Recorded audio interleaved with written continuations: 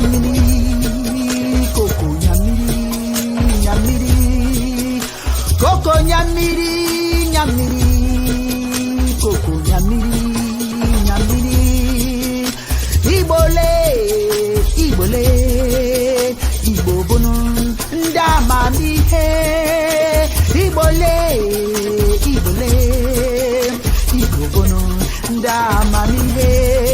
Ebulianyelu,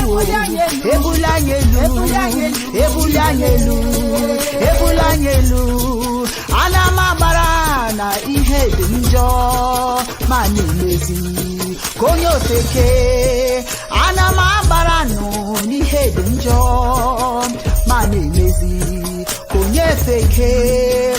Igbo bụ n'ndike, ụmụ Igbo bụ n'ndike, ụmụ Igbo bụ n'ndike, ụmụ Igbo bụ n'ndike.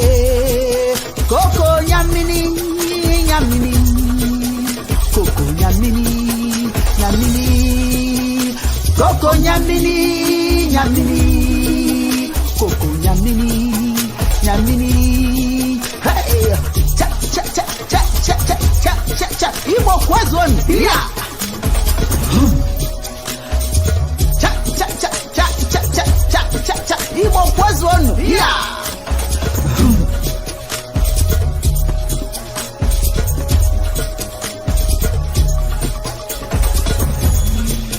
Ihe ji mara ndị ihe bụ ọrụ aka ha. Ihe ji mara ndị ihe bụ ihe aka ha. Ihe ji mara ndị ihe bụ ọrụ aka ha. Ụmụ Igbo, ndị anyị nwere omenala dowe n'azụ, were omenala ndị ọzọ bulie elu. Ndị anyị nwere omenala Igbo dowe n'azụ, were omenala ndị ọzọ bulie elu. Ihe anyị na-eme Chineke na ọ dịrọ ọzọ mma. Ihe anyị na-eme Chineke ọ dịrọ mma. Ihe anyị na-eme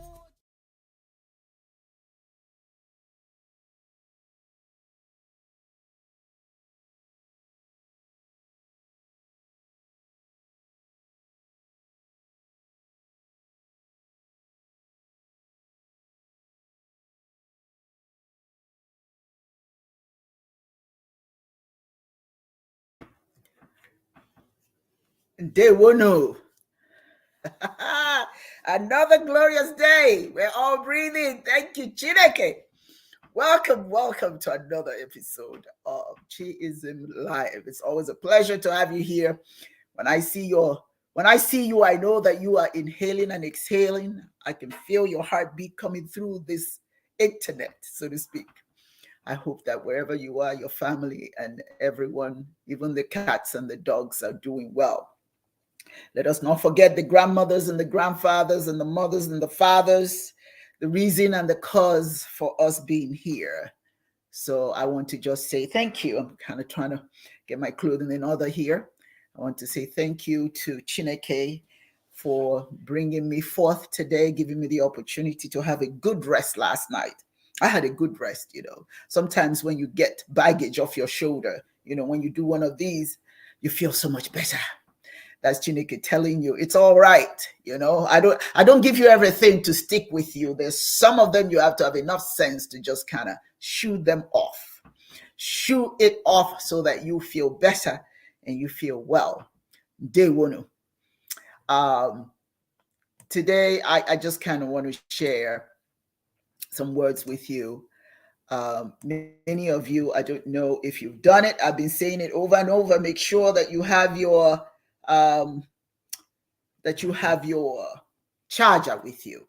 If you don't have the charger, you need to have it. And see it. Now, let me tell you, not everyone has the charger.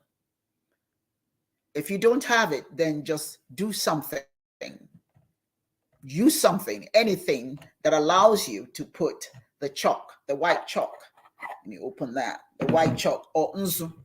I'm going to keep saying this because to practice Chiism, you have to practice these little things that we do.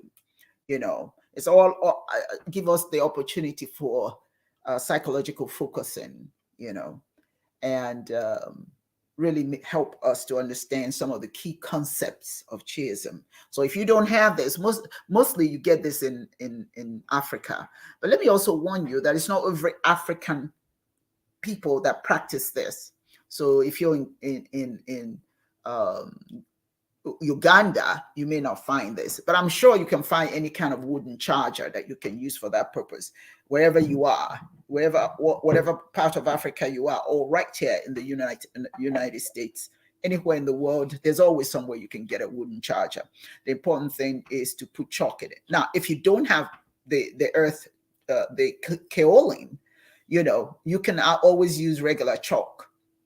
A powder, because it's the symbolism that matters. If you don't have the actual thing, use something that gives you the same spiritual concept. Okay, so if you have one today, I ask you to bring it out. If you don't have it, if you have chalk, if you have powder, take a moment, go get some powder, put it in some kind of wooden contraption. If you don't have a wooden one, just use whatever it is you're comfortable with to contain it. Again, it's the symbolism that matters. If you haven't bought it, take the time after this program today to go and buy it, because if you don't have this, you're depriving yourself of one of the key ways to celebrate the presence of Chineke, as long as Chi is concerned, the presence of the ancestors and welcoming others into your space. When you practice this and it becomes a habit, I have to admit, sometimes I forget. Being a human, I forget, but I'm trying to do it consistently so it becomes second nature to me. And that's what I would like you to do. If you don't have it, if you don't have the white chalk, you can buy it. You can buy the kaolin, you can buy it in any African store. If they don't have it, as I said earlier, just go ahead and use a powder. Symbolism. So I don't want anybody to argue, well, it's not original. No. There's an African proverb, the Igbo proverb, that says, that means wherever the short person however high a short person can reach, that's where they hang their coat. So you have to make do with what you have. So please get it so that you can do the chalk paste, because when you do so, when you present it, even if nobody, you're presenting to Chineke, you're presenting to the ancestors. And most importantly, you're there. You are always there.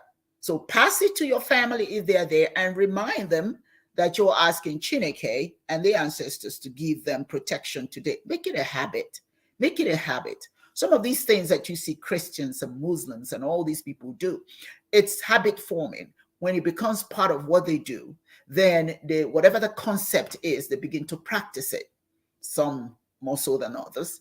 But, every day when you have the charger and you present it to your family, you're letting them know that you're asking Chineke to bless them, to protect them. And you're asking, you're telling Chineke and the ancestors that you honor them and you respect them as well. And if nobody's around, if no family member is around, just remember, Chineke is always there. The ancestors are always there. And you're always there. So you take it. For those of you who don't know, take your your right finger, you could be right middle finger, and smear it on your wrist. And let yourself know, I am going to protect myself today. I am going to do all that is necessary. Remind yourself that you have the responsibility to take care of yourself. Every aspect of your being, from your feet to the last strand of hair on your head. Even though it's mostly used when people come to your home, or when you pour libations and when you're honoring the ancestors and Chineke. But just remember that they're always there. Just remember that you're just as important as anyone else. And you have a responsibility to remind yourself that you need to protect yourself. So, however, if there's nobody present at all, just keep doing it. Keep doing it for yourself. Keep doing it. Like I said earlier, sometimes I do forget, but now and then quite frankly, I'm trying to do it consistently. Most importantly, if my family is not there, I want to remind myself, I'm responsible for me. Nobody's responsible for me. I'm responsible for me. And I just say some motivational things to myself. Thank you, Chineke, for this wonderful opportunity called today. Today, I'm going to move my mind and my body in the perfecting presence of Chineke. Right where I am, you are. You are in the midst of me, creating divine order, divine love through divine patience, through divine energy, through divine everything that's good in the universe. I'm not fearful because you are power. I'm powerful because of that. You are love and I am loving. I'm loving because of you. Your peace and I am peace-filled. I have peace because of you. I am truth because you are truth and I'm wrapped around your truth. Greater is your power in my body than any affliction in the world. Greater is the power of Chineke in my mind than any condition in the world. Greater is the power of Chineke in my spirit than any spirit in the world. The spirit of Chineke renews, reaffirms, reassures all that I am, all that is noble I am. It is this truth I claim as my divine inheritance. You say that, create your own, have your own affirmation. It doesn't have to be mine. I'm just sharing with you what I say to myself. I must every day. I must every day. To be a Chiist is not to come and listen to Chiism Live. You have to practice it. You have to practice it in how you relate to your members of the community, how you relate to yourself. That's what's important, because it's not something I want you to say, oh, I'm a Chiist. You talk about it. It sounds good, but it's something you put into action. The challenges of society will sometimes stall your ability to do things that calm you, that allows you to move forward where you want to go. So before you give yourself to society, prepare yourself to meet society. Don't allow society to meet you before you're ready to go further. So make it a practice. My own workings, as I said earlier, we tend to just do it. And sometimes things that you do just in public, just on special occasions, they're not as meaningful as something that you do all the time, because the message behind the words that you say, if you practice it, it becomes part of you and you start to act accordingly. So what I'm saying to you is, even though we use the Okwanzu to bring friends and honor Chineke and their ancestors, I want you to start honoring yourself as well by using that. And when you use it and you smear it rather, then do your affirmation. Or do you even have an affirmation? Because I'm telling you, if you don't have an affirmation, society will create one for you. Once you step out that door, they've already told you what you can or cannot do. That's their affirmation for you. But you want to meet them with your own affirmation, your preparation. I'm ready to face whatever happens. So you do that. It's a good practice. And I hope you do that. And I hope it becomes a part of who you are. Today, before I even start to speak, I just want to share this practice. I don't know. I know that we've said it before, and that is the practice. Yudi, I don't know if you have it. The kula, not kula. The what is it? The alligator pepper. Do you have it? I have alligator pepper. I'm going to chew it. It's spicy. It's hot, and sometimes it burns your mouth. But spiritually, we're not supposed to, and I haven't necessarily done it as frequently as I should.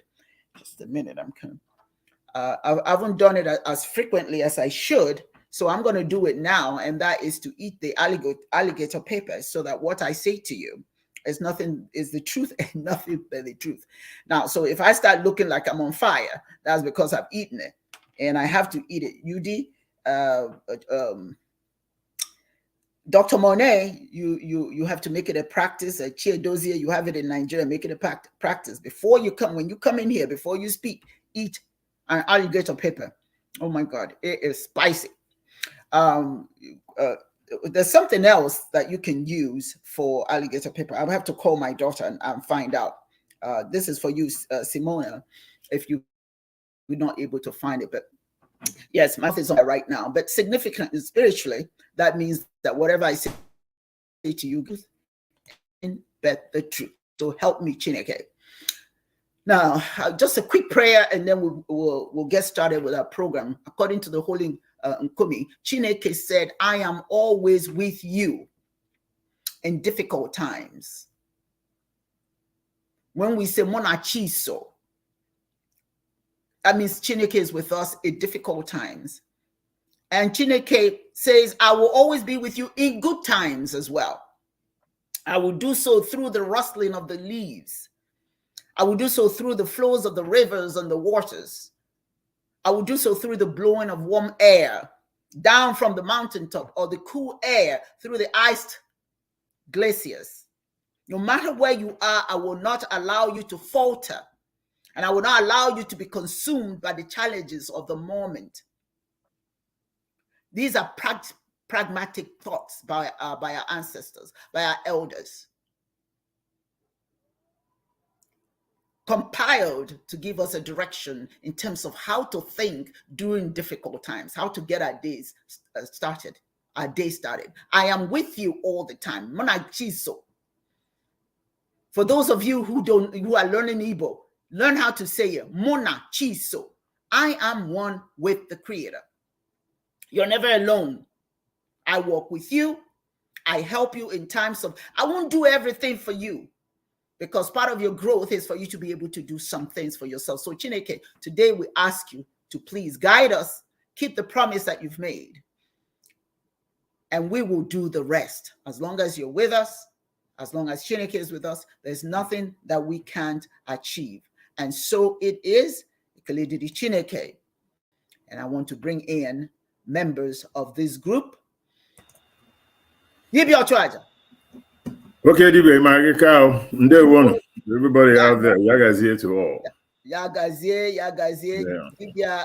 Dibia Monet. Hello. Very good. How you doing, Doc? You. Nice to see both of you. Yes. And Yagazie, my sister. Yagazie. Are you using those terminology? I want you to be saying it. Yagazie. Yagazie. Yagazie. All go well. Will all go well for you. And we bring in Dibia Chedozie. Okay, madam. I go on Kekao.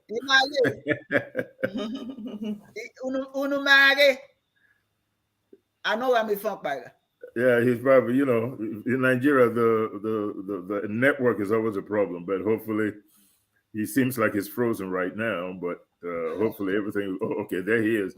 He's saying something, but we can't still hear him. Can you hear him? No, I can't.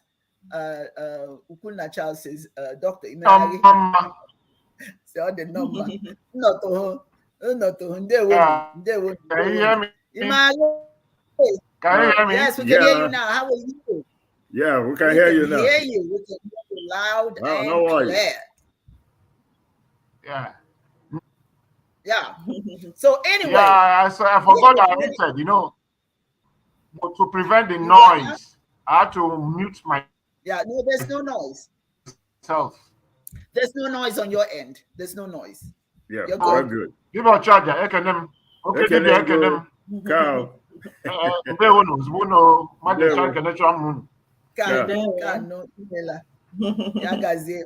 We have a very interesting show today. It says Sleeping with the Enemy, the African Spy Game. The African Spy Game is very interesting. And it has to do with what we're allowing to happen. Some of us, Dibia Chedozie sent me this video. I had seen it before, and perhaps some of you have seen it.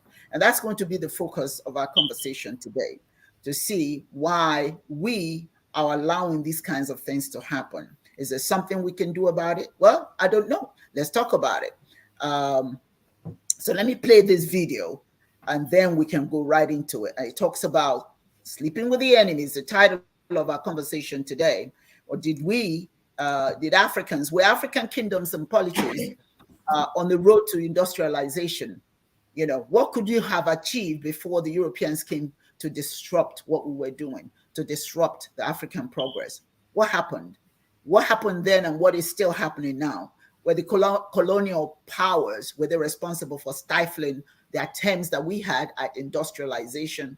At least we were industrialized to some degree. How far could we have gotten? What direction could we have gotten without all these influences? It's a global world. We understand that. And we're not saying that we can take from the rest of the world where the rest of the world is. But what could we have done differently than what we're doing now what aspect of who we are could we have conserved to help us build? So these are a lot of questions that we need to answer. But I will play this video and then we'll proceed. It's about 4 minutes, and then you, the speakers, it's important that you pay attention. And those of you who are watching, pay attention, because this is important. If you haven't seen this video before, then this is a good opportunity for you to see it. It's not a pretty thing, but you will see it. And this is not the time to go out and get coffee or tea or whatever it is that's your desire, because you have to listen to what this man is saying. And then it's going to make you ask questions or be able to respond to some of the conversations today. Here we go.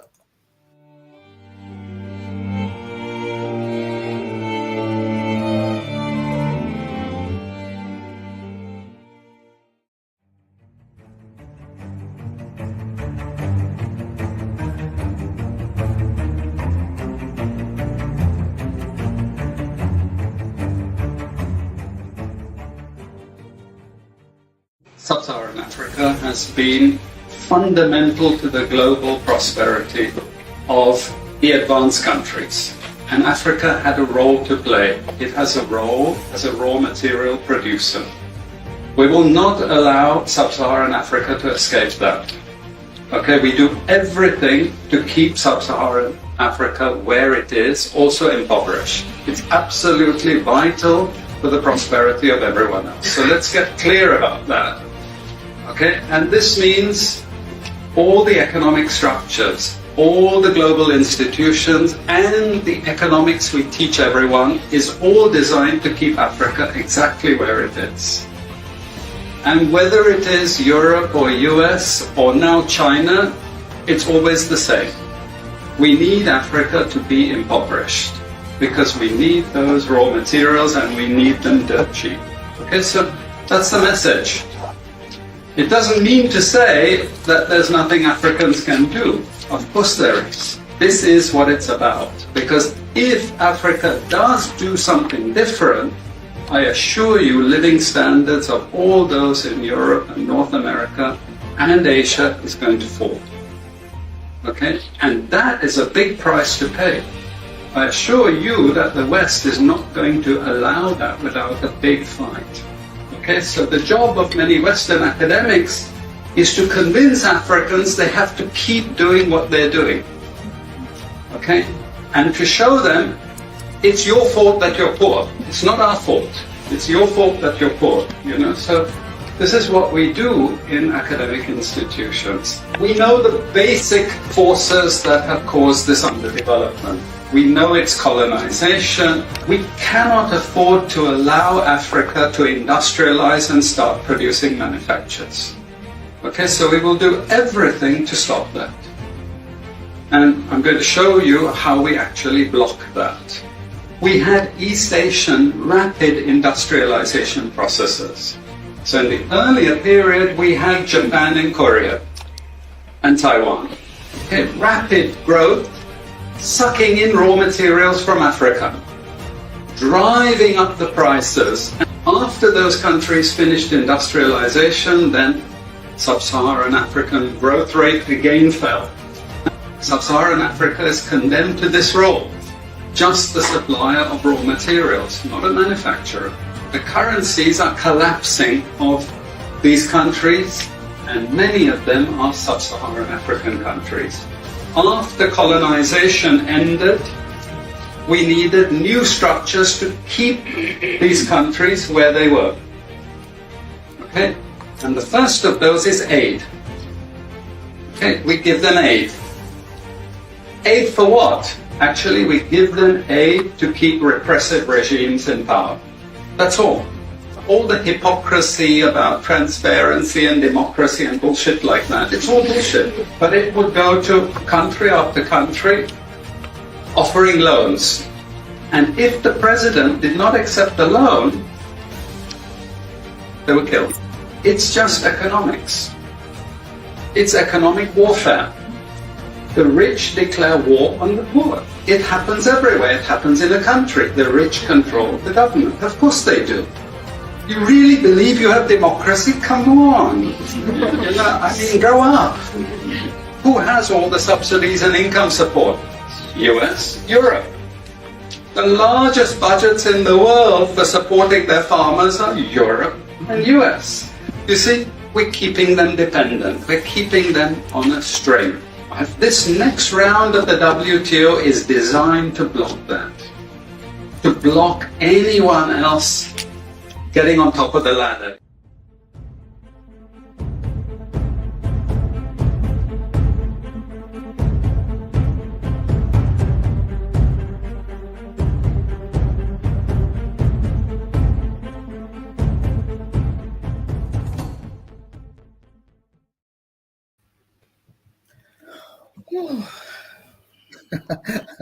That was my reaction. Wow.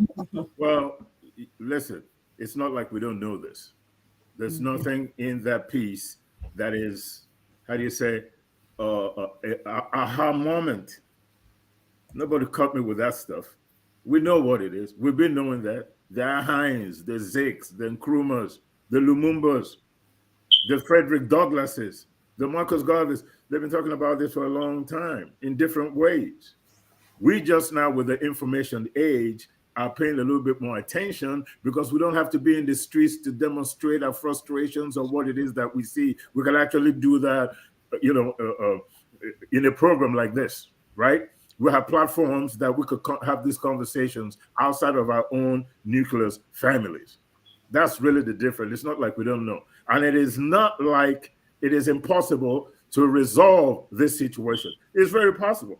And the only people that can resolve it is us from within. But it is the strategy that is important in resolving it. And I know what that strategy is. And a lot of us know what that strategy is. The problem is, do we have enough courage to implement this strategy? Because the person for you to fear is not the European or the Asian or the American. They're not the problem. They're doing what it is they feel they have to do. We are the problem. It is your brother and your sister that is the problem. We are the ones with the messed up minds. We are the ones that need to change. And you can change in ways that is not that is not confrontational. Let me give you an example. Dubai used to be a British colony, wasn't it? Saudi Arabia, United Arab Emirates, were they not protectorates of Britain? Yes, they didn't go through chattel slavery. But Dubai in 20 years went from a desert country to the most modern country, or built the most modern city in the whole world, that at this point, everybody's trying to emulate it, but they're so far ahead of everybody else that it is hard to compete with them. Even Saudi Arabia tried to compete with Dubai by trying to build the tallest building in the world, bigger than the Burj Khalifa. And right now is failing miserably to do it. Folks, let me tell you, here's the issue here. Every problem, everything is about cause and effect. We know in the video it talked about colonization, so we understand that. But we also need to talk about what else was colonization about. Was it about physical force, controlling, the murder or killing of leaders that speak out against imperialism? It just wasn't about that. OKDB always reminds us that the greatest tool in the hand of the oppressor is the mind of the oppressed. Yes. Our problem, we had a segment a long time ago, maybe 2 months ago, 3 months ago, I can't remember how long it is, but that was before we went to Nigeria to go bury my mother. And in this particular segment, I talked about malaria. If you have malaria, what are the symptoms of malaria? Headache, fever, the chills, sometimes dysentery, whatever the symptoms are. Is your problem the symptoms you're having, or is your problem the parasite that is causing the symptom? And if you recognize that it's a parasite causing the symptom, what insect deposits that parasite in your body that goes to work to cause you malaria? It is a mosquito. European, foreign religion in your brain And what you see in Africa now is the fever, is the chills, the corruption, the bad leadership, the proliferation of foreign religion, Islam, Christianity, what have you. All those things designed to control your mind, like OKDB reminds us. Your mind is the greatest tool in the hands of the oppressor. We could end up like Dubai without being confrontational. It's not the fact that the European is doing what it is they feel like they have to do, or the Chinese are doing what it is that they feel they have to do. They're going to do it. You are not going to ever stop them from doing that. You're not going to ever stop them from trying to keep us impoverished. It's part of their economic plans to keep themselves at the top. The problem is having the kind of leadership in Africa that is about doing for the people. Even if you look, there's corruption in government everywhere. There's corruption in European government. There's corruption in American government. Chinese corruption. Corruption is everywhere. There's always been corruption. You're never going to get rid of it. The problem is not about the idea of corruption. The problem is in leadership. What are you doing for the people? For example, if in Africa, this corrupt leadership also built good roads, built good schools, had the right curriculum, minimize the extent of foreign religious influence in Africa, created a level of criteria before you could open up a church, just like it did in, in Rwanda. Takes into consideration the importance of our primordial core, our religion, spirituality, our culture, why every human system is a product of religion, where coexistence is very important. We're not saying don't be Islam, we're not saying don't be Christian, but the respect that you give Christianity and Islam in Africa, you must accord the same respect to indigenous religions, just like they do in other developed countries. Build the infrastructure that is necessary, industrialize. Dubai is doing it. Saudi Arabia only has one economy. It is oil. But it's nothing like Africa. It doesn't mean that it's not corrupt. It's very corrupt. It's a monarchy. It's very conservative. Its human rights abuses, it's a laundry list of it. That's not important. There's abuse in America. It's an industrialized nation. It's developed. African Americans over here at the bottom of the pile here. Police shooting, racism, removing curriculums that teach slavery, how Africans came here in the United States, and some places like in Texas where they said that Africans came here looking for opportunity and removed the word slavery and replaced it with opportunity.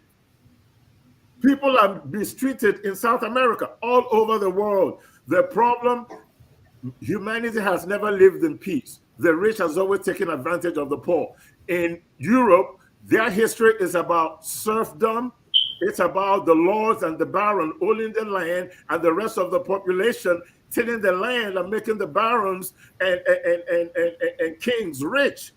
This is nothing new as far as human relations is concerned.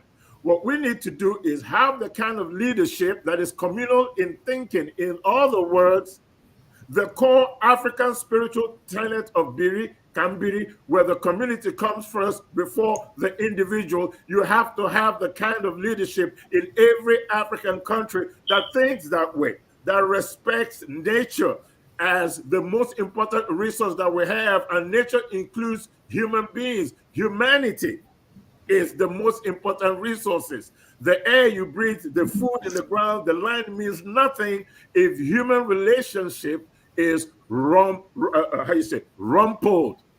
We need to create political systems in Africa that is communal in our thinking. In Nkporo, my village, we say,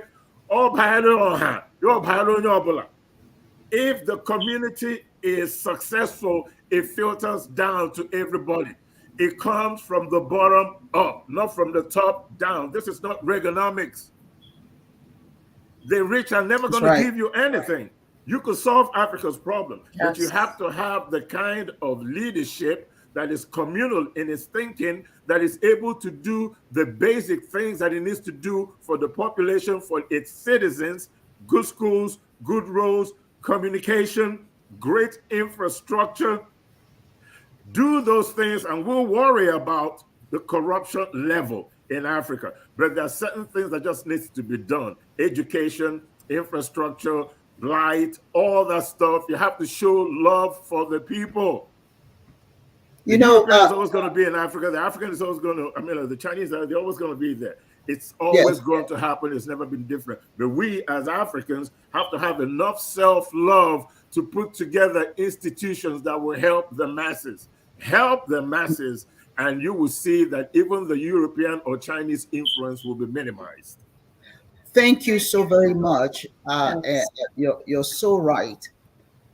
Akachi said something, and it was kind of like what I wanted to add to what Dibia Yudi has said. She says the difference is the world superpowers form a united front to ensure dominance and exploitation of Africa. The Arab and Asian nations don't have that level of mounted offense against their development. The reason why that is the case is because they value themselves enough to rally around their country, their nation, their people. Yep. We don't have that same thing. We have OAU, Organization of African Unity, but there you have bribery, you have corruption, you have all sorts of things. It's to each man to himself, for himself rather. The only way, and Dibia Yudi said it earlier. True that. And the elders tell us that all the time. The ears that don't pay attention will pay the price for not listening. You hear in the bad man's bag, the kidnapper's bag. They try to tell the children, when you don't listen, somebody will take you away. We're not listening in Africa. What this man was saying in a classroom, and if you noticed, if you paid attention, you heard people laughing. The students were laughing. I don't know if you picked that up. They didn't see what was wrong with what he was saying. They found it amusing. But do you know why they found it amusing?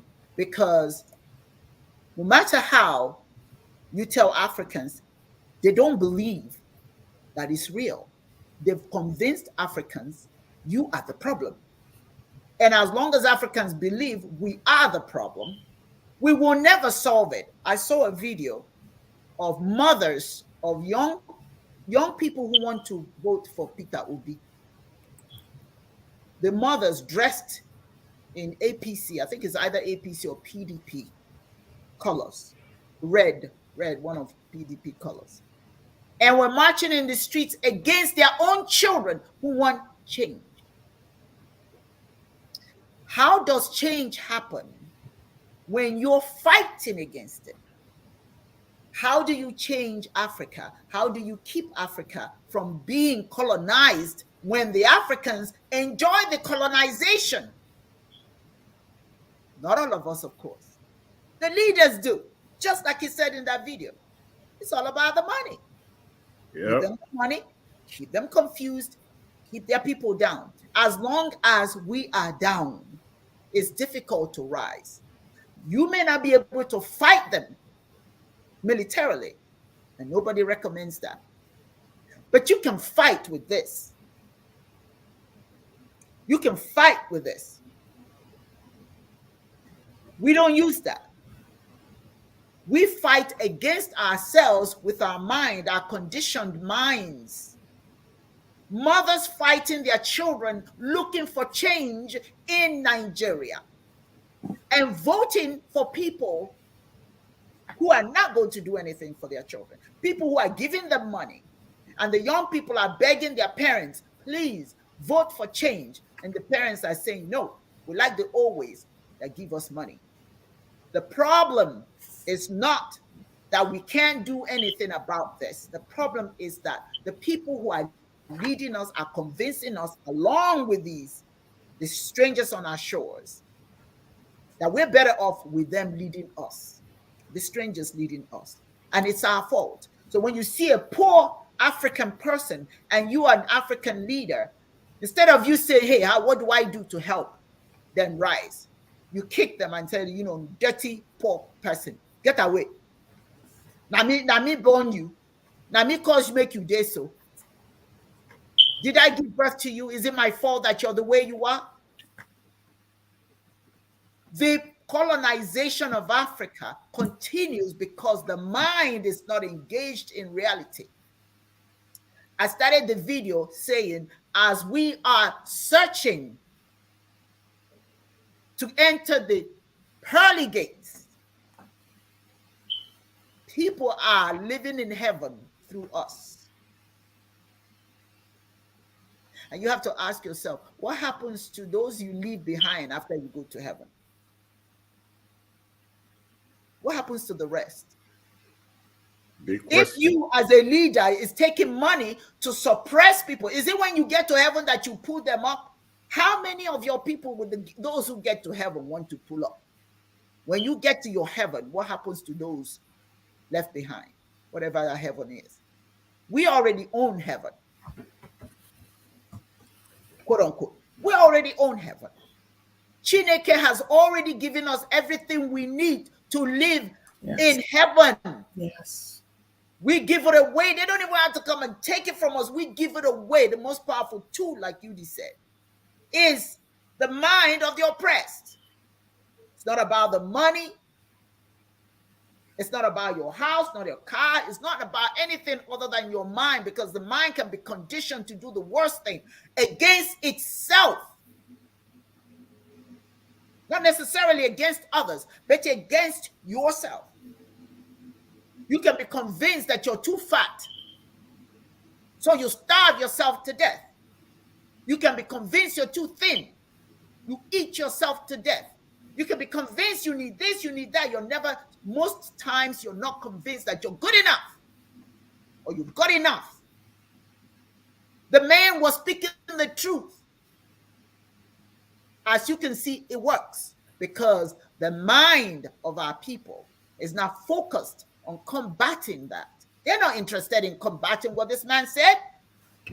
Where are they? You look on the internet, you see our people showcasing our children, preaching the Bible, jumping up and down and doing all that foolishness when everybody else is learning technology. Our children, you see a little 5-year-old. And I said, you know what? Good God Almighty, can you all teach him something better than that? So he's good at regurgitating nonsense. And you put that on the internet and we're supposed to celebrate that. You can teach that little boy something more helpful than passages of nonsense, or how to be a glorified servant of Rome.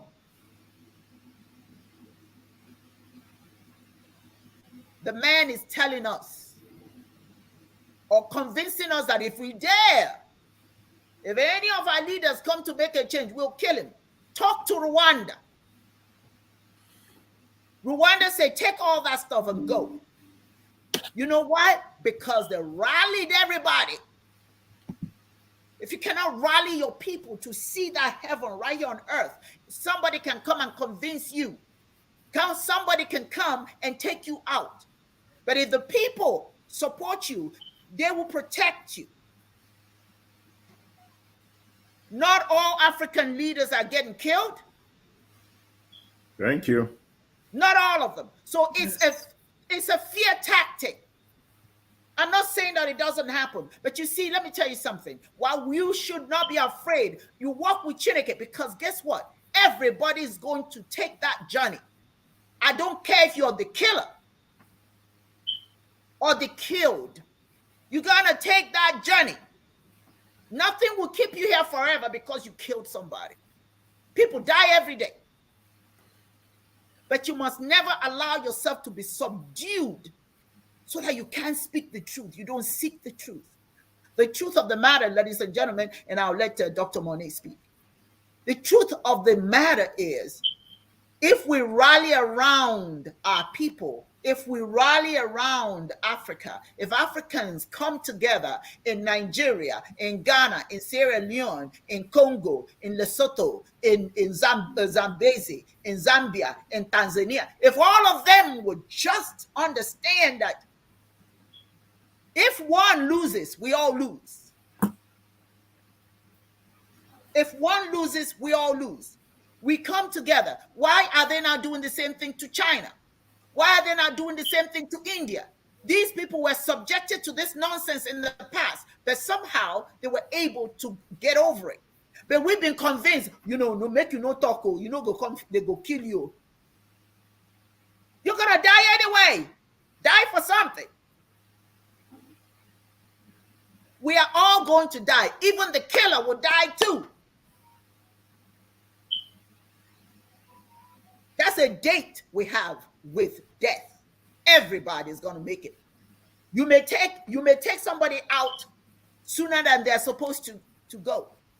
But guess what? Who's going to knock on your own door someday? I don't care if you're on top of the mountain. I don't care if you're a president. I don't care who you are. That death is going to come knocking on your door anyway. All of them, the man who even passed that message, someday death will come to him, will knock on his door. He's going to make it, he's going to be taken out by death. Not by somebody's hand, but by death. It's a given. So we can't be convinced to the extent that we don't do anything. Everything doesn't require using weaponry. The most potent weapon you have is your mind.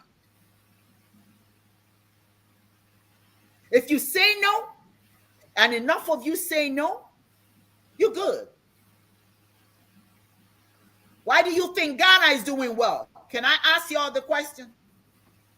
Because the black world is rallying around Ghana. Huh? Am I making sense? The black world is rallying around Rwanda. As the black world start to come together, some of that nonsense will stop. Some of that nonsense will stop. They need our leaders to continue to be, I have to be careful what word I use. Vulnerable to foolishness, vulnerable to threats of death. Everybody wants to go to heaven, but they don't want to die. If you believe in this heaven, make you die, now make you go, make you come back, come tell us. Go, come back from heaven, come tell us how it be. But you're afraid of dying. Every day I see these leaders at the church singing, hallelujah, the name of the Lord. But don't you dare tell them they're about to die. Oh, don't you tell them that. And they'll suppress their own people out of fear because somebody's going to come and kill them. You're going to die anyway.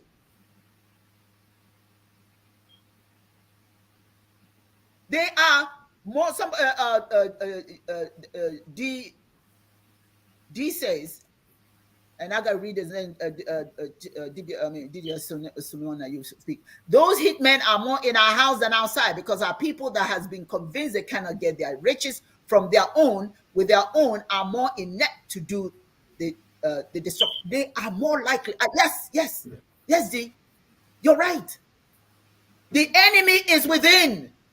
Don't let these people fool you that we are afraid. No, the enemies are within. They've convinced our leaders not to do anything, to take the money, put it in Swiss banks, do all of that stuff, and suppress our people. It's not the people suppressing themselves. It's their leaders helping the strangers on the land to suppress the people, keep them poor.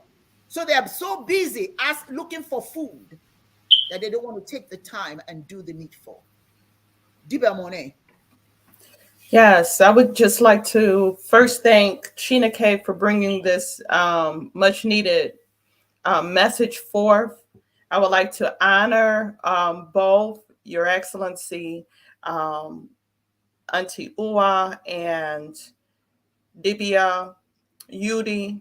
I know that Dibia Chiadozi is not on, but I would also like to honor him and thank them for their mentorship and the love that they are sending in representation of our people. And also, I would like to thank the ancestors. And the word that comes to me is we have forgot the taste of our own mother's milk. We have allowed our African people have been eating from the hand of the oppressor for so long that we have forgot who we are. One thing that is very powerful is when you feed someone. When you feed someone, you gain power over that person. It's just like an animal. When a dog comes to your house and you start to feed that dog, or even a cat, any animal, they loyally continue to come, and you have a certain power over that animal. See, the oppressor understands that if they continue to feed us, that they will always have power over us. When we continue to take food from their hands, we will continue to be under their authority. They are able to control our minds. It's psychological. And I know that Your Excellency, Auntie Ua, Dibia Ua, she's into psychology, and I know that she understands that.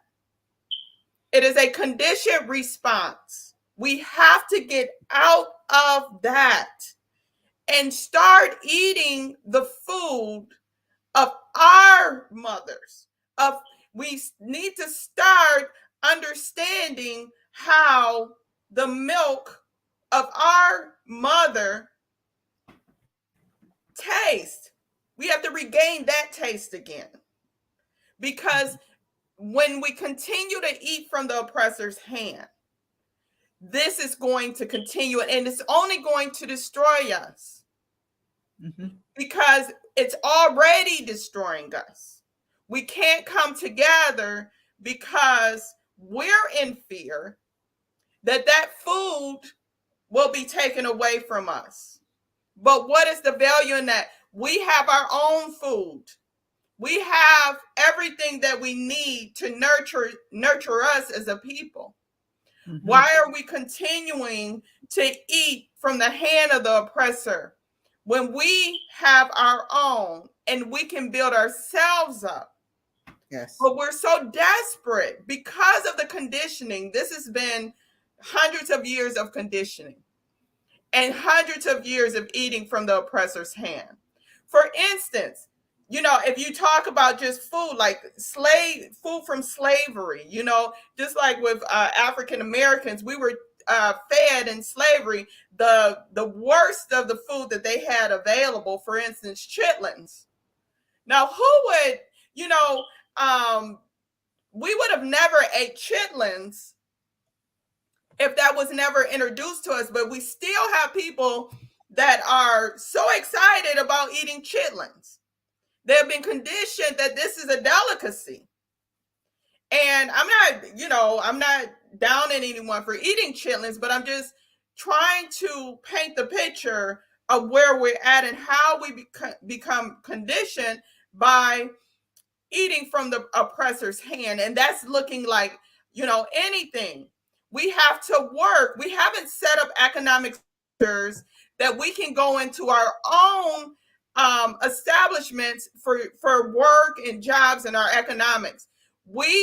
All of the stores that we go to, or the majority of us go to, is not of our people. We're patronizing those outside of us. And if we're not patronizing those outside of us, say they have a store, a lot of times we're getting the goods from someone else. So they're still feeding us. They're still, at the end, we're still eating from the hand of the oppressor. It's just that we've learned how to cook that food ourselves. And we've learned how to serve it to our own people. And so we have to learn to feed ourselves. We have to get out of this. We are right now under attack, and so many people.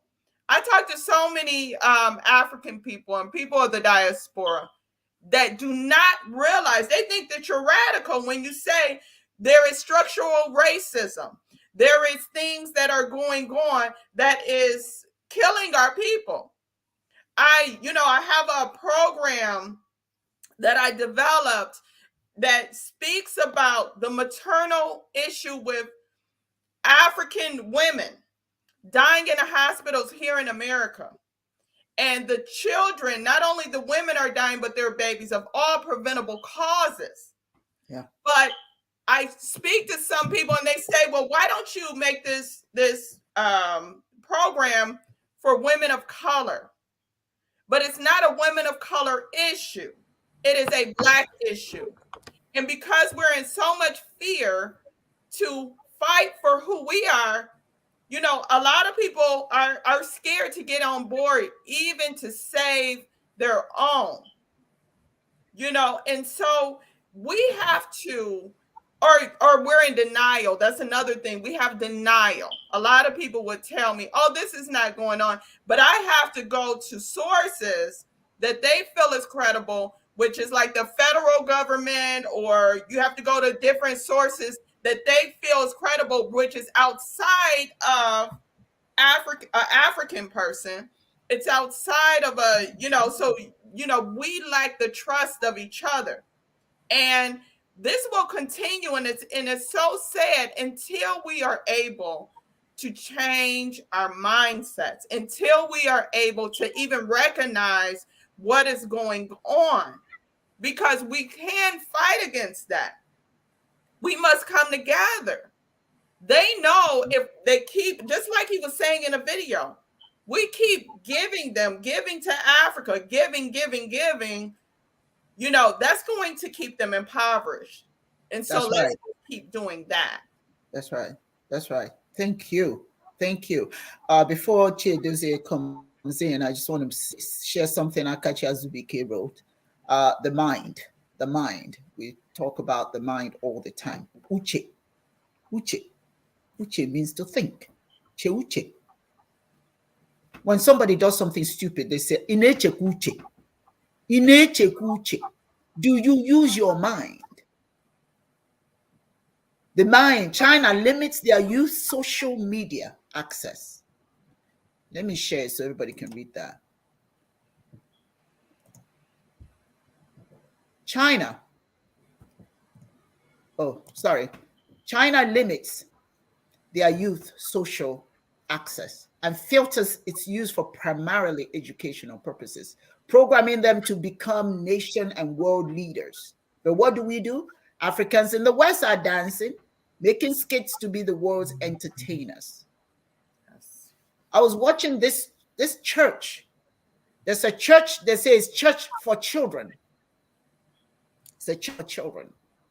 They teach the children to dance and praise. They're the dancing, they dance and the praise, and you know, and the kids are just jumping and letting the spirit get them, and they just jumping and up and down. And hey, this is it. This is where we are. What do you think will happen when those kids become adults? They have nothing to offer, just praise. They are going to be impoverished. They cannot lead. Because every time our leaders want to do anything, they got to go to church and beg. Yes. What's in the church anyway? You got to ask yourself that. But a bunch of people depending on one man or one woman to tell them a bunch of lies, to stomp on their stomachs, to strip them naked and fondle the women. This is the church.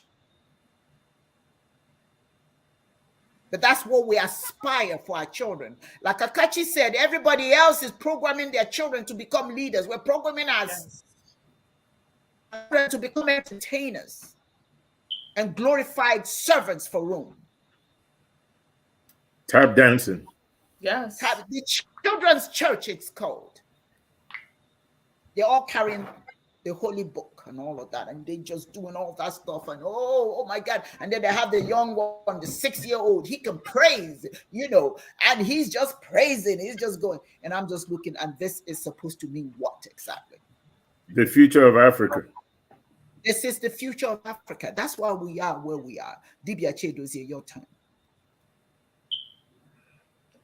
Yeah, good evening. Sorry, it wasn't my doing. It's part of the factors we are suffering down here.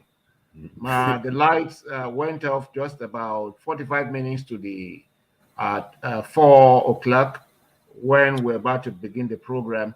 Then I hadn't charged my laptop because I worked overnight, and so the battery dwindled. So I thought it was going to last like 30 minutes, but it didn't even last 15 minutes, and it locked up itself. So I'm so sorry for that.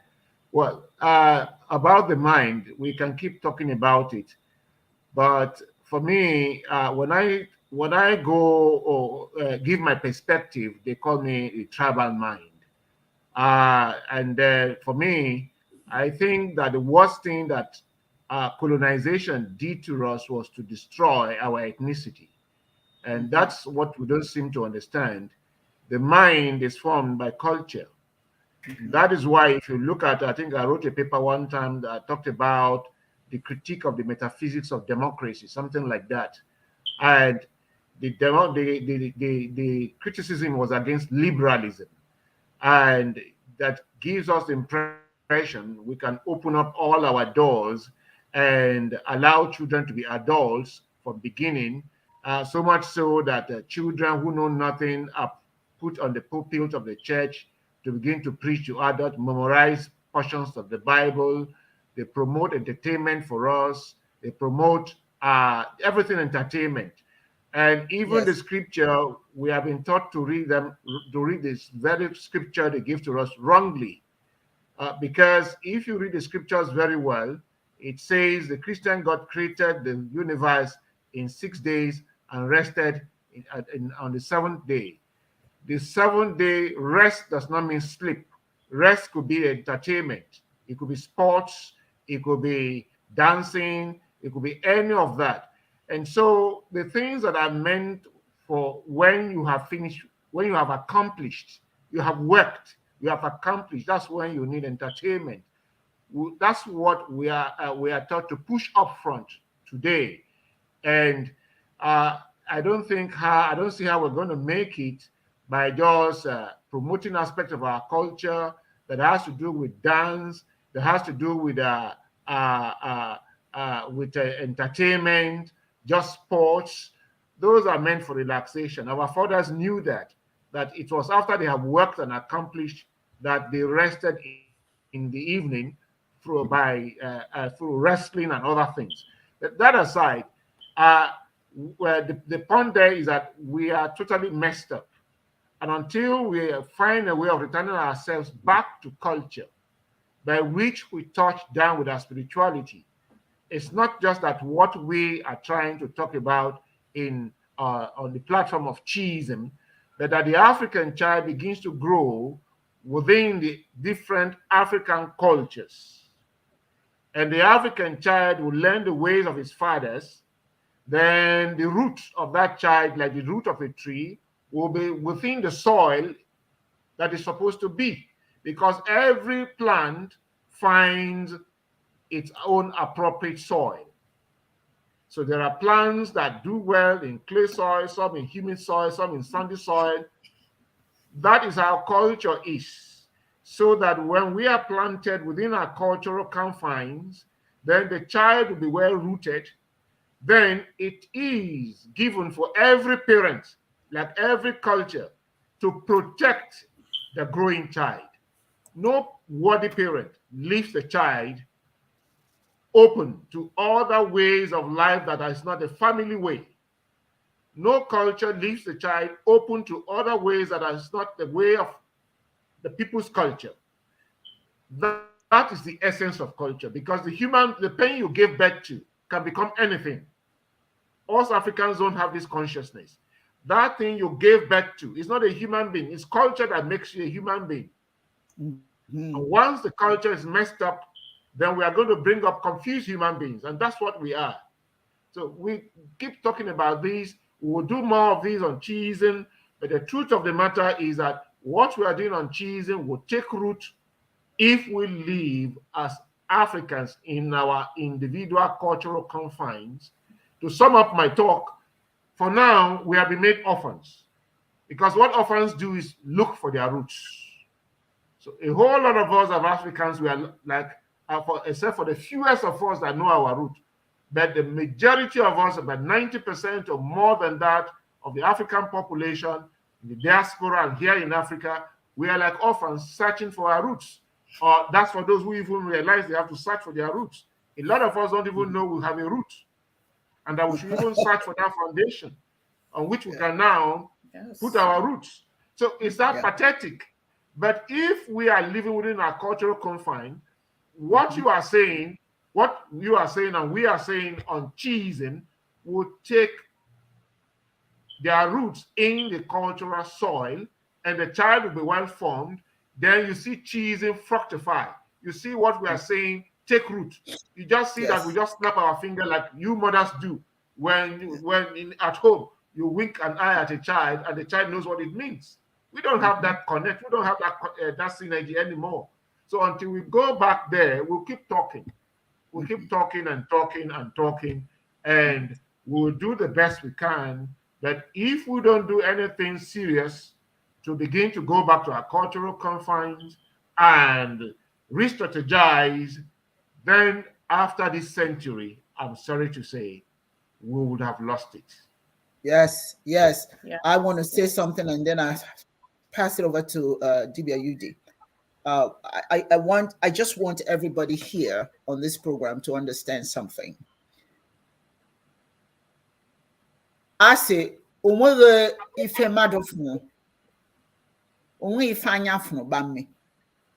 there's nothing that the eyes see that causes it to bleed. It is you who will cause the eyes to bleed because you attach relevance to something that's not relevant. We attach relevance to Abrahamic religions, and they control us now. Akachi says, the West turned themselves into God, took Chineke, and placed the Almighty outside of self. Now we think God has ordained the Abrahamic rule or others to rule over Africa, debilitating our defenses because we accept hierarchical order. We see things and we're able to overcome those things. That's why Igbo people say, there's nothing that you see that will cause your eyes to bleed. You can overcome anything. Everything is you're capable of handling. But now we see blood in everything because we've been convinced we can't handle these things. And so we don't. And I also want to say, we're not condemning Christianity. We're not condemning Islam. We're not condemning any religion. I always say that the world is a Serengeti, where only the fittest will survive. We're just trying to survive by reminding ourselves that we are good enough. We should not see blood in everything. Our eyes should not see blood where there is no blood. Our eyes should be able to function normally. We should not allow ourselves to be conditioned that there is a boogeyman in every corner. And that boogeyman is the devil. And if we do something, then the devil will take us downstairs. You know where that is, hell. It's time to wake up, people. It's no longer time for storytelling. It's no longer time for Hans Andersen's fairy tales. This is reality. What's happening to us is reality. I said it earlier.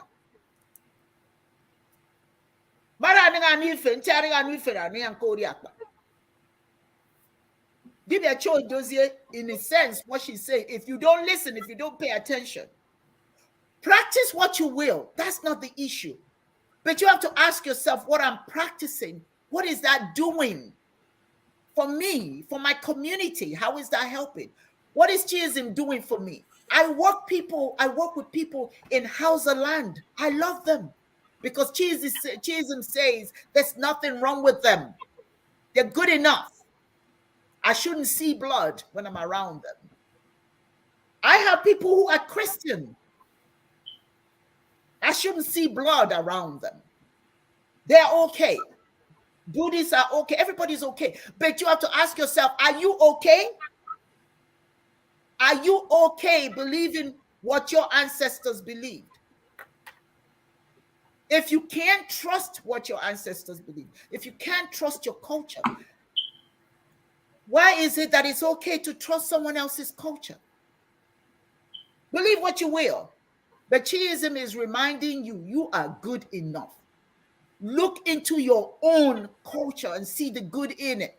Don't throw away all the things that are good that our ancestors gave us that allow us to become vulnerable to foreign incursion. These people are not doing in Africa what they didn't do to the Chinese. They're not doing in Africa what they didn't do to India. They're not doing in Africa what they didn't do everywhere else. The problem with Africa, though, is we're not unified. We purposefully keep our people down based on what that man just said. Based on the fear that you'll get killed if you open your mouth. And of course, they give you money. He said they don't believe in democracy. What is democracy? That's not what they want for us. Democracy allows people to think and make decisions collectively.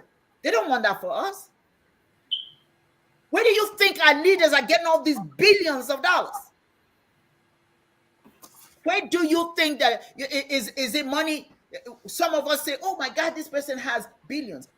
They're being bribed. They're being given money. I know for a fact where there was a grant given to, and I'm not going to name the state, millions of dollars given to a state for the people.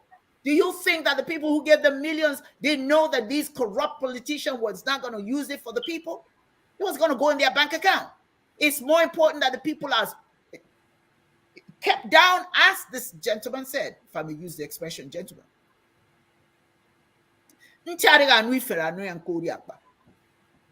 And if you want to practice, us Africans, if you want to practice your religion, whatever it is, practice loving your people, helping your people. That's my passion. People wonder, why does she do that? I get email, Dr. Simi, why do you do this for these people? Why do you do that? Because they are people. Because my spirituality says, we are God to each other. For me to serve my God, I have to serve my fellow human being. I can never be in a leadership position and suppress my people. I will never do that. I can't do that because Chiism doesn't tell me to do that. You couldn't bribe me. I don't care how rich you are. You could not bribe me to suppress any Nigerian, any African in African community, any human being, to the extent that they're groveling for food. They're groveling for just the very basic. So I'll be rich. I'll take my own money and give it away. Because Chiism says, don't leave anybody behind. If you want to love Chineke, if you want to show that you love and appreciate Chineke, you appreciate your fellow human being. You give to your fellow human being. You love your fellow human. That's who Africans are. That's who we are. Akum derobani. My wealth is in my community. Akum derobani. My wealth is around me. It's for my people, not just for me. The African people, when they sit down to eat, they don't have individual, that they're doing it now, but they didn't have individual plates. Dibia, not be so. Is that not true, Dibia? Yes. We dip in the same pot. We taste the same soup. We work together. Now everybody's in their glass houses. Now, I'm not saying that we have to go back to that. No, but we have to go back to that mentally. There's a song, My Father, and then you take over. My father was a humorous man. Yeah. Once I was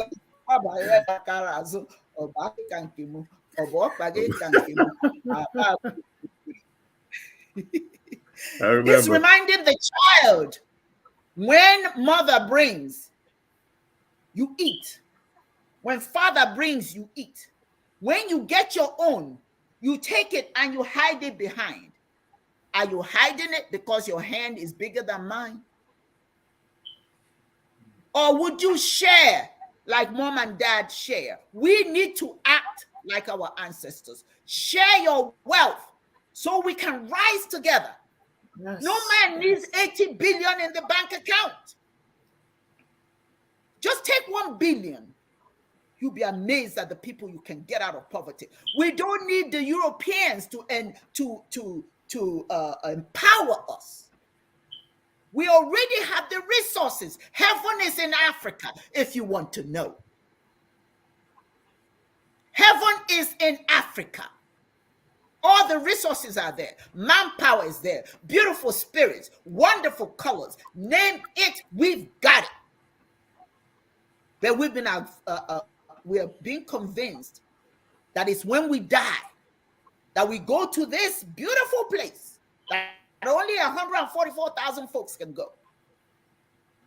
But we're fighting like crazy. You fighting too? You want to go there too? I don't know how many of us are going there. I'm trying to get to the pearly herbals right here on earth. I ain't trying to get to it when I'm dead. I'm trying to get to it right now. That's right. So to make a long story short, and Yudi, I'll turn over to you. People understand this is not about bashing Christianity, bashing Islam, no. If you're practicing those things and it's helping your people, my father says, Floriette, entity. If what you're practicing is helping to preserve your culture, to help your people, to uplift your people, to keep your environment clean, entity. But if your culture, your spiritual culture, is making you think that there's somewhere better than here, and you should undermine your fellow Africans or your fellow human beings for that matter, then that religion is destructive and has no place in Africa. Yudi. Yeah, I agree with you. We're not bashing any religion. Unfortunately, the religion is bashing us, right? That's Islam it. bashing us. Christianism is bashing us. We're the infidels, and we're the ones that will never inherit the kingdom of God because we're quote unquote pagans. But of course, the black man was never a citizen of Rome, so the word pagan doesn't apply. But let me put this out there. If I was to become the Minister of Culture and Tourism in Nigeria, our fortunes would change. So I just want to put it out there. Now, this topic really gets me upset. I really get upset because this is something I think about every day. And the question that I ask myself, because we're in the rut, you're in a pit of feces, so you know it smells. The question is, do you really want to get out? Do we as Africans really want to see an end to our condition? My father always said, you cannot hold the people at gunpoint that don't want to be held. When the people are tired of being oppressed, guess what? They put it all on the line. It doesn't matter how big your guns are. They're coming at you. You're going to have to kill everybody and then make a decision as you're oppressing people. Because in Africa, there are two ways that you can oppress us. One of them is really very blatant and it's all over the place right now. That's religion. Spiritual oppression. The mind is a terrible thing to wait. If you want to control the people, control their minds. Like Dibia said, and every Dibia in here has addressed that. The greatest tool in the hands of the oppressor is the mind of the oppressed. If you want to deal with this problem, it's not about fighting corruption and all that stuff. These are symptoms. It's about the mind, like Dibia Chidos here was talking about. It's like the mind. The educational system in Africa is so bad. Our heroes are not even Africans. And when we do talk about African heroes, we talk about those African heroes that brought Islam to Africa, which is another Achilles heel that we have. I'm not telling anybody not to be Muslim. I'm not telling you not to be Christian. I'm just saying the same respect that you want to be accorded, you must accord it to me as an indigenous African. Yes. My primordial call is my defense against imperialism. Thank you. Religion and culture is your defense, your best defense against imperialism. Once you let that go, you're finished. Yes. And then when you talk about democracy, remember, you know, I'm getting a little long-winded, but there's so many facets to this problem. When you talk about democracy, like in the video, whose democracy are you talking about? Say it again. Is it African cultural democracy? Is it uke that we practice in my village? Is it Pierreism as defined by Ahai Keoke Onyoha? What exactly do you mean by democracy? Is it the parliamentary British system or the American capital democracy? What democracy are you talking about? I'm all for democracy if it's based on my primordial core. African cultural democracy, the way we practiced it before the European and the Arab came to our shores preaching the Bible, preaching the Quran, slavery came in, and then colonization to kind of embellish everything that they've done to us. We have our own cultural democracy, Uke. In Chidoze's village, they practice it. In Dr. Chidoze's village, it's practiced there. It's practiced in every African village. You say? Julius Nyerere, I think this was back in 1976, was being interviewed. And they were talking about the fact that he doesn't want to leave leadership in Tanzania because of he doesn't want African countries to be democratic. What did he say? He said the same thing I'm saying. Yeah. What democracy are you talking about? Because Africans are not ready for any democracy that is not indigenous to Africa.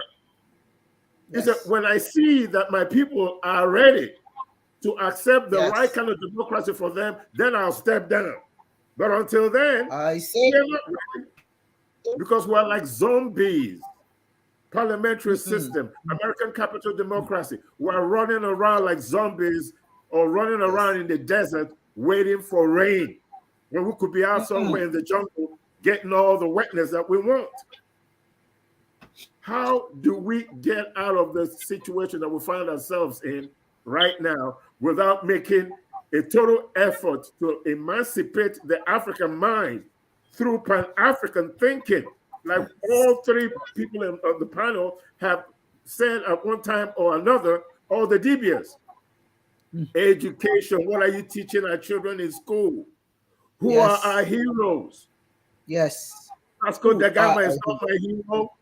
Christopher Columbus did nothing for Africa. Jesus Christ talked about the condition of the Jews if he ever existed. He said nothing about the guy from my village in Nkporo. Mohammed did nothing for the Ghanaian.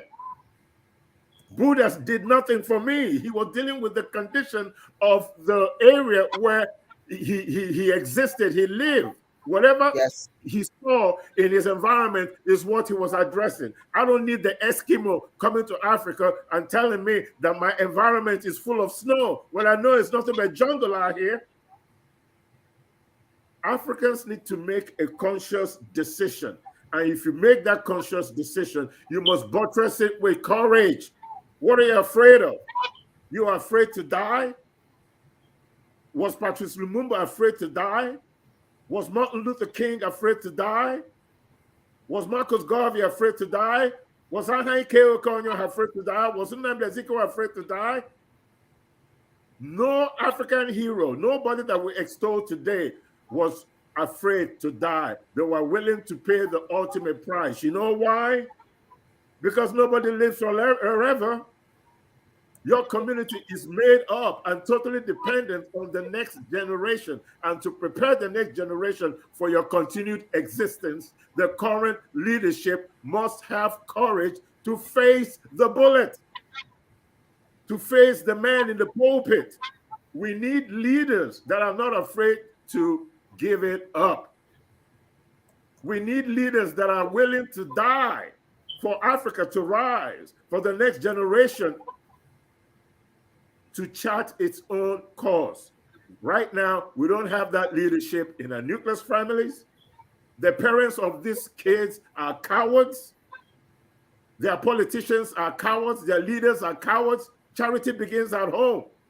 If you don't have courageous parents who are willing to immerse you in your primordial core, instead of like Okedibia was talking about, opening up a school for young preachers to go out there and regurgitate the very same theology that justified our enslavement and put them where they are in the first place. What is wrong with us in times of war? truth is always the first casualty. Let me repeat. In times of war, truth is always the first casualty. None of the colonizers is telling you the truth about anything. No. This fantasy about democracy, American style, British parliamentary style democracy, that has nothing to do with your foundation as an African. It is not part of your primordial core, your experience. It is not part of your history. What about your own? What is it in Africa that we're doing right now that reflects anything that is primordially African? Is it economics? Is it religion? Is it politics? Everything that we do is devoid of our original core. We look at our past, our ancestors, our history as inferior to the European. But then when you go back enough into the histories of other nations, you find out that their history was just as primitive in the beginning. That what you see now is not what it was based on. The most violent environment in world history, believe it or not, was European history. They call you savages, they call you murderers, they label us with all kinds of demeaning names. But these people were tearing each other apart all through the Dark Ages, up until the 18th century, before Europe started to see the light of civilization. Genghis Khan, the Mongolians, conquered all the way to Gaul. He was probably the most violent criminal. We use the word leaders to these people, and we extol their violence because his empire was vast. Genghis Khan was a criminal. All the popes in Europe were criminals. All these people that went to indigenous countries, took over, murdered, and killed off people, God's precious creations, they were all criminals. There's nothing to extol. I'm not afraid to say it. There's nothing. Look, I understand cross-cultural pollination. You take things from other cultures, embellish them, add it to your own if it makes sense, because culture, life is dynamic. Things change. Things that worked 500 years ago may not work today. But you don't have to throw the baby out with the bath water. What other cultures have that we don't have is the fact that they still maintain a level of cultural originality in everything they do. India is a nuclear power, but it's Hindu.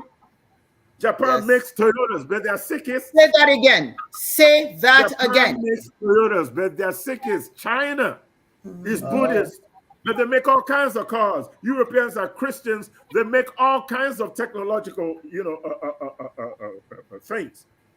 You don't have to change who you are primordially, culturally. You do not have to embrace anybody else but yourself to be successful in this world. That is what the rest of the world respect. And if you don't want them to mess with you in Africa, if you want to be able to build Africa without worrying about being assassinated and so on and so forth, you have to have courage, number one. You have to be culturally original. And you have to be willing, both the community, the population, and the leadership, to die for your freedom, to stand up and say, I am what I am by the grace of the Almighty God. I care for the next generation. Children are the future, and I'm willing to do whatever it takes to clear the path for the next generation to continue to flourish, to build an Africa that may just end up like what we see in the movies, Wakanda. He say that Wakanda does not have to be a movie. Wakanda can be our reality. And I want to say this. Hold on a second. Just one thing. Okay, one thing. This is very important. Very important. I got to say it. I'm sure you guys are aware of the rocks that they found in Congo that conduct electricity. Yes, I saw that. It's a whole mountain and mines of rock.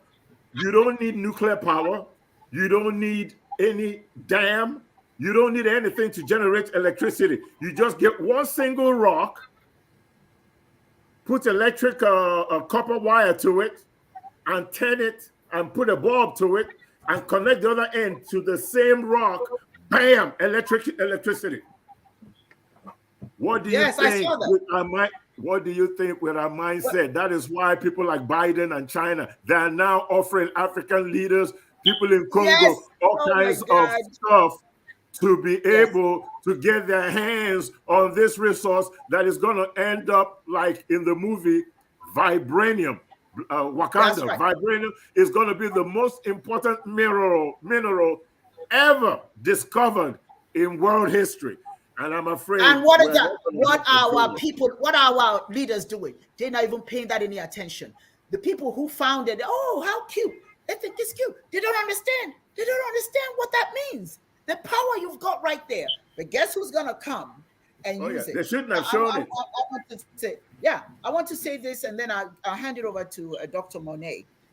Judy, you will remember when we were children, my mother was a great storyteller. After all our tasks are done, she'll have us surround her. Is that not true? And she will tell us stories. And when you talk about courage, this is one story I'll never forget. Momsy told us about courage. It is about the young boy whose parents were killed by a snake. Eke. For those of you who are trying to learn Igbo, snake is Eke. This big, mighty snake that was terrorizing the village and killed his parents. But everybody was afraid to go and seek out that python. Everybody was subdued because of the fact that the python was around, until the boy became 16 years old. Not only did he want to avenge the death of his parents, but he wanted to move his community from so much fear so that life will return again to the family. Everybody told him, no. Oh, it's a mighty snake. You cannot kill it. Hey, go hide, or I beg go, make you no do. Don't, please go hide. He said, I'm tired of hiding. Either the snake kills me or I kill the snake. But only one of us can survive. I can't survive with the snake around. And the snake will not survive with me around. So the young man kept leaving signs in the community for the snake to understand somebody's coming after you. The snake is wondering, who is this that has the audacity to want to threaten me? The boy already knows that the snake is powerful, but he wanted the snake to know that he's powerful too. And I'm coming after you. You're not just going to terrorize my people. I'm coming after you. Sooner or later, the snake got the idea. Remember, this is a fairy tale.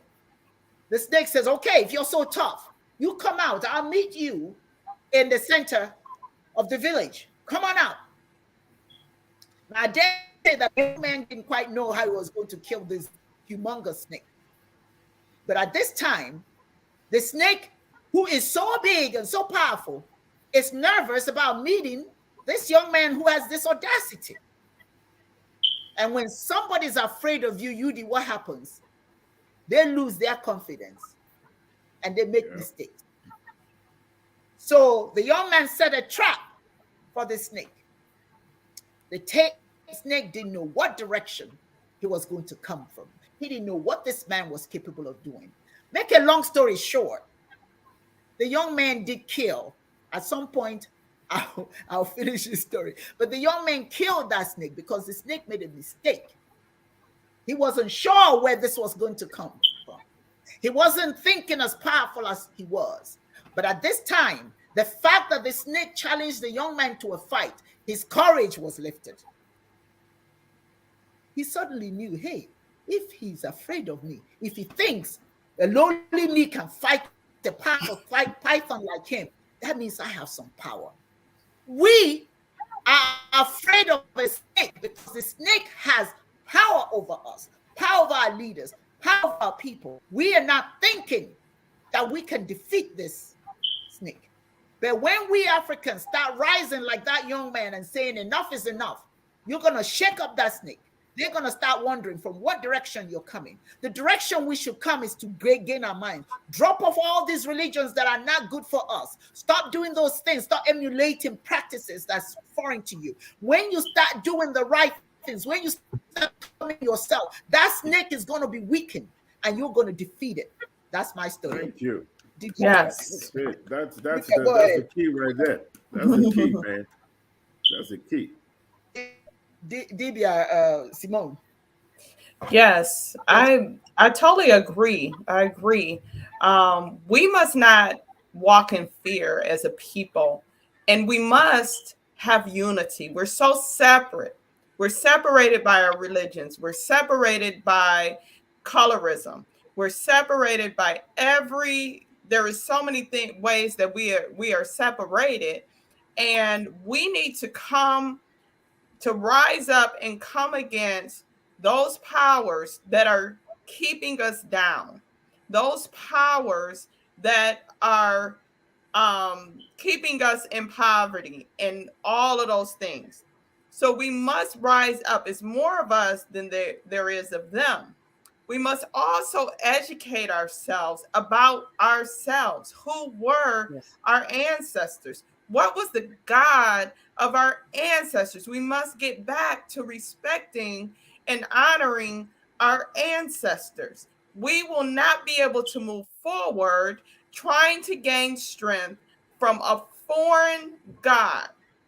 Not saying that if you're in Christianity or if you're in Islam, that you have to totally get out of that. But we must come home to ourselves. We must find our power in order to be able to fight and win this war that is against us. The thing that is scary, I would say it's very scary, and it's the fact that we don't know we're in a war. We don't know that people are fighting against us. We are in total denial. Most African people and those of the diaspora is in denial about really what is going on. Now, you may talk to some people, this video we watched, and those people may say, well, that wasn't true. This is not, even though you see the video, you may say, well, no, this is not something that is going on, because we don't want to acknowledge that this is going on. This is the agenda. We don't want to acknowledge that. But we must open our eyes and we must emancipate our minds so that we are not continuing to lose this war that we're in as African people. And so it saddens me, the state that we're in, and it's on all levels. We're so interested in just receiving the crumbs of our oppressor that we will just totally sell out our people. Totally. Just to receive a little bit. It may seem a lot, to that person or to those individuals that's receiving these monies or whatever they're receiving, but really it's just crumbs. For them, they're receiving a lot more, and they're knowing that if they keep feeding these individuals, they will keep their people down and they will be able to continue to gain the riches in Africa. These are our riches. This is our heaven on earth. And we're just giving it away. And why? For crumbs. So we must wake up. I think we're asleep. We have to wake up. We have to get back into our who we really are. We must stop demonizing who we really are. We must stop demonizing the God of our ancestors and saying these things are evil. Yes. So the thing is, a lot of these religions, a lot of these churches, a lot of these traditions that we're involved in, they have a no tolerance. They have no tolerance or respect for our ancestors, because our ancestors practiced spirituality. Our ancestors practice a certain way, you're not practicing. So to say that that is evil, you're saying that you're evil because you have the DNA of your ancestors. We must get out of this whole mindset that not only our traditions are evil, but we are evil. Once we're able to get back home and start appreciating who we are, we'll have a chance of winning this structural systematic structural and systematic war that we are involved in right now. But I'm hoping that our people are able to wake up sooner than later. Yes. Yes. Uh, Do that. I want to remind everyone you can mind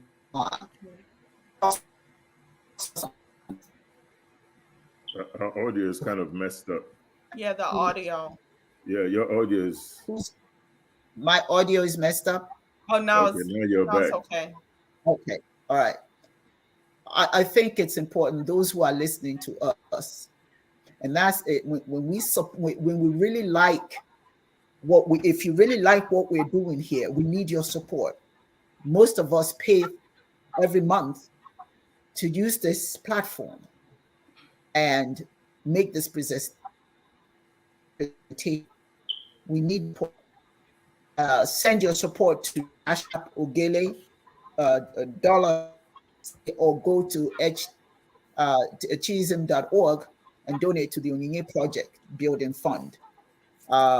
It is not enough for us to come here and clap and nod and text and all of that, which is absolutely fantastic. I'm loving it. And thank you, all of you, for all the wonderful things that you're writing. As you can see, I'm sharing it. But I do want support. And make supporting ChiismLive every single month. We would appreciate it. We don't care how much. We don't ask for too much, but we just want to keep coming to make this presentation. We're not charging any fees. We're doing all of this. Dr. Monet is not being paid. Dibia Yudi is not being paid. Dibia Chodeze is not being paid. I'm certainly not being paid. But we believe in you. We care about you. We love you. And we want you to hear from us to the best of our ability. That's why we devote Sundays to you. So we are always asking for help in any way you can support us, your Onyinye Project, and so that we can continue to do this. So I just thought I'll share that with you. Dibia Chodeze, your turn. Yeah, I think while we're talking, Dr. Monet, thank you a lot for that analysis. I don't need to go back there. You've said it all. I just want to talk a little bit about the democracy, on the issue of democracy, to back up what Dibia Ochaja said. Ours was known variously as Chuba Okanibo called it populism. Kwesi Wiredu called it consensus democracy. And some other people say it's participatory democracy. The thing there is that our democracy, form of democracy, the focus was the people, the community, not the individual, not the group, the people, the community. And that is why the watchword was meritocracy, merit, and the rule of general will. And dialogue was the foundation. Dialogue. Like Wiredu wrote, it said the dialogue from family, from the nuclear family to the extended family, to the kindred, to the clan, to the village. And if you look at the foundation, it has three foundations: family that was extended, age grade that was extended, then the professional group, the guild, that was extended. Now, the best of the best in all these three levels represented from the Council of Elders through the secret societies that you graduated into. And so you do not need to be in a hurry.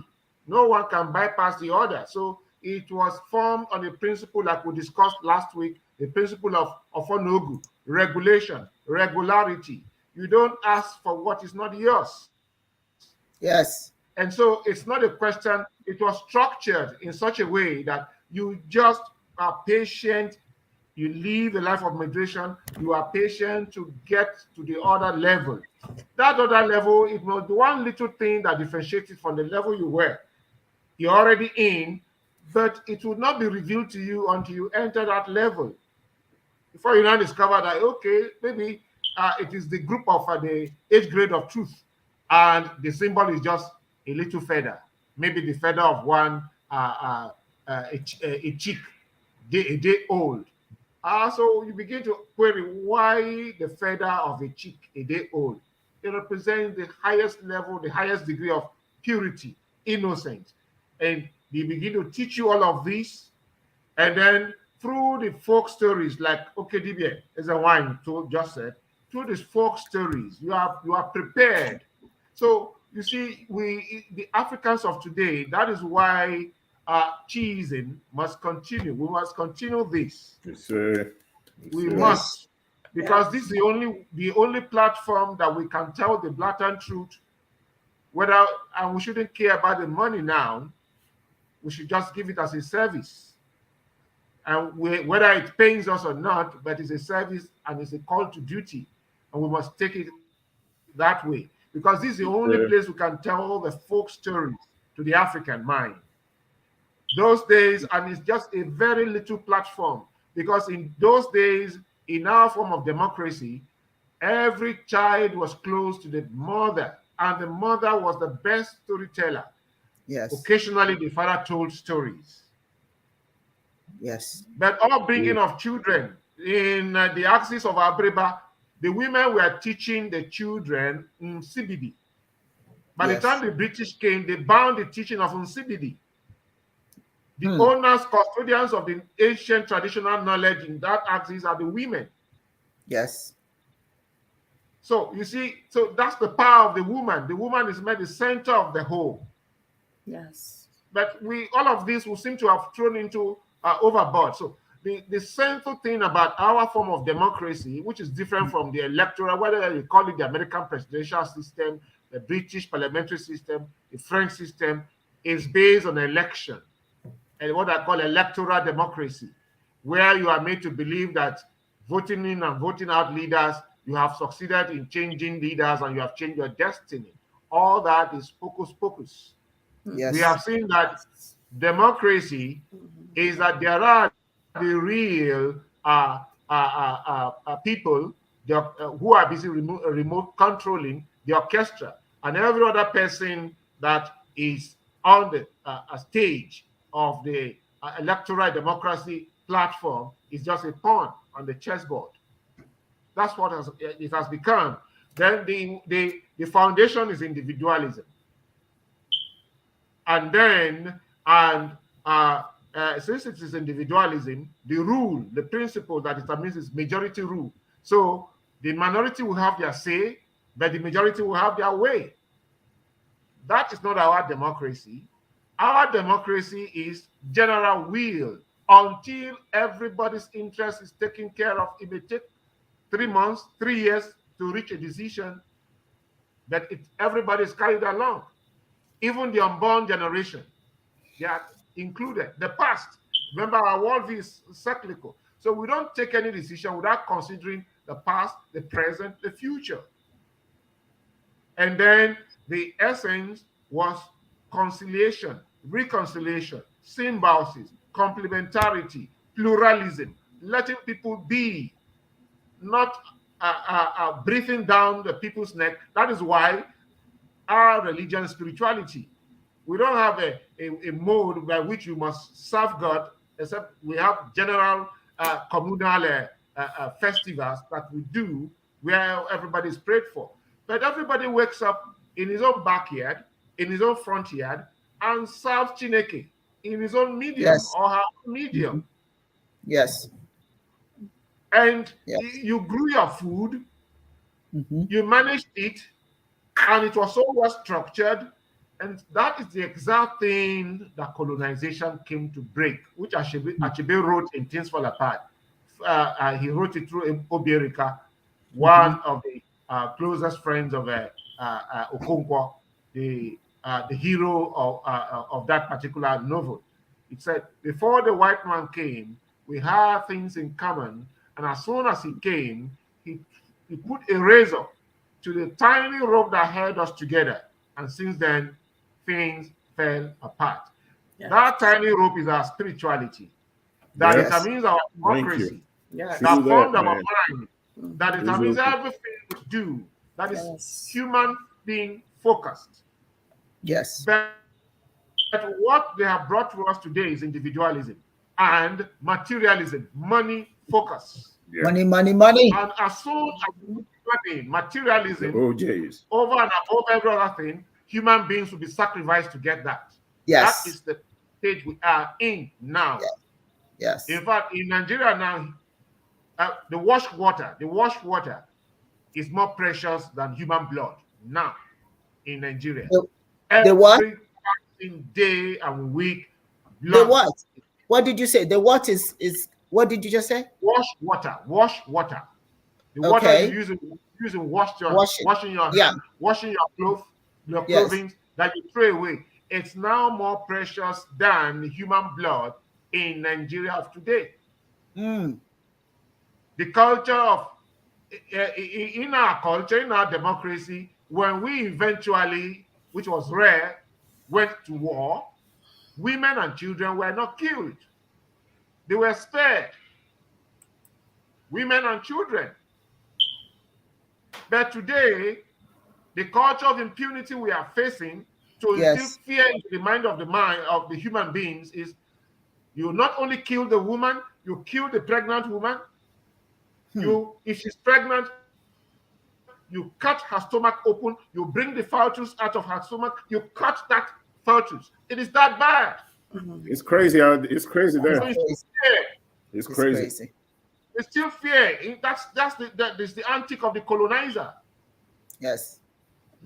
So that's the kind of thing that we are facing now. So the whole thing we are talking about, we cannot make a headway if we do not go back to our spirituality. Yes. And like Dibia said, we do not have to practice our spirituality the way our ancestors did.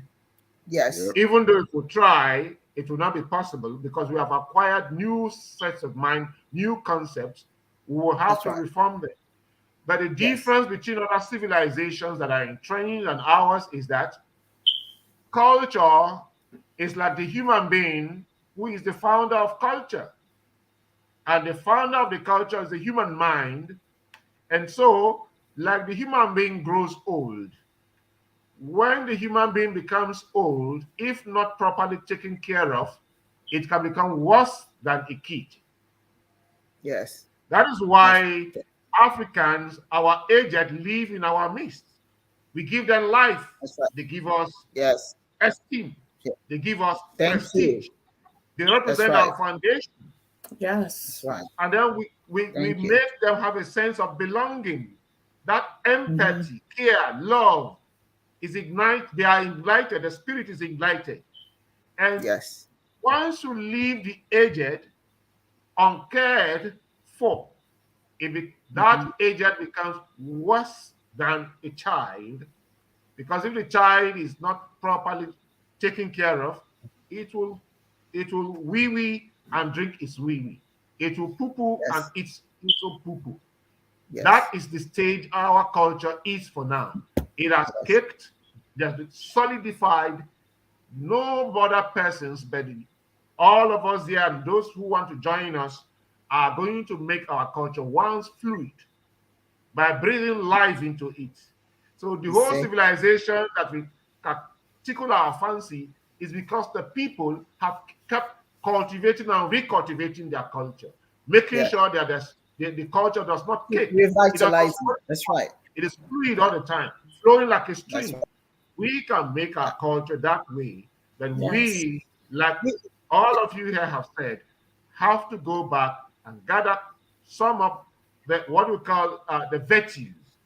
Yes. Courage. Thank you. Temperance. Prudence. Thank you. Thank all the virtues that we need. That's what we have to go back to. But these virtues must be practiced within our spirituality so that it can form unity, integration. All of us. They yes. Thank you so much. Yes. Thank you so much, all of you. I'm so proud of the DBS. You know, first of all, let me thank you for dedicating your Sundays, 2 hours of your Sundays. And I know Dr. Dr. Chiadozie, I know how much data that's costing. And Dr. Monet, you got little ones, but you keep devoting your time. Thank you, all of you, very much. I want to thank Akachi Aduke for all those wonderful contributions. Ukunna Cha Ugochukwu, Kalfani Kwame Anu, Emeka Onyoha, DOCC, that was Namdu Osimiri, Dr. Dredd. I think we have K.O. Miri, Zainab Z. Ahmed, Madia Peabody. There's so many people here. Let's see who else. I just want to just thank you so much for joining us and sharing your thoughts, and because we appreciate it. We really do appreciate it because it tells us some of what was important to you. So I want you to get next time, invite a friend or two, let them join us, because the more if I have a thank you something before we leave. I noticed that many communities have what they call their own cultural pledge. That everybody, I don't care who wrote the pledge, if it's something that I can use that can motivate me and motivate my people. There's something about Ma'at that is an African pledge. It doesn't say who wrote it. I wish I will find out who wrote it. But it is so profound that I personally want us to adopt it so that at the end of our service, we think about what it's saying, because pretty much it's Chiism as far as I'm concerned. And we use that. We even teach that to our. It says the African pledge. And when I send it, when I repeat it, just think about it. And you can always go back to this program and play it over for yourself. We, the African pledge, we will remember humanity, the humanity, glory, and suffering of our ancestors, which is what we're talking about here, and honor the struggle of our elders. We will strive to bring new value and new life to our people. We will have peace and harmony among us. We will be loving, sharing, and creative. We will work, study, and listen so we may learn. Learn so we may teach. We will cultivate self-reliance. We will struggle to resurrect and unify our homeland. We will raise many children for our nation. We will have discipline, patience, devotion, and courage. We will live as models to provide new direction for our people. We will be free and self-determining. We are African people, and we will win. Win we must. That is the African pledge. Just so you know ahead of time, I will repeat this at the end of every prayer, every program, and I want you to please have a pledge. If you don't want that pledge, create your own. But after this program, I want us to end with something that we'll have in our mind and repeat to ourselves every day. The other thing is, it's imperative to understand, if you're Christian, we're not hating on you. If you're Muslim, we're not hating on you. If you're Buddhist, we're not hating on you. We're not hating on anyone. We're just reminding you as African people that you are just as good as all these other religions. Your religions, your spirituality is just as good. Yes. We matter. You matter. Thank you all for joining us today. We're going to have another exciting, I have promised last time that I will show the Queen Mother's funeral, but one of the videos we're waiting has not arrived yet. So it's kind of all in my progress. But anyway, I want to thank all of you for being here, all the DBS for being here, and all these wonderful people who listen to us. They will nobody will win. They will not win. Well, and so it is. Yagazeni, my people. Yagazeni.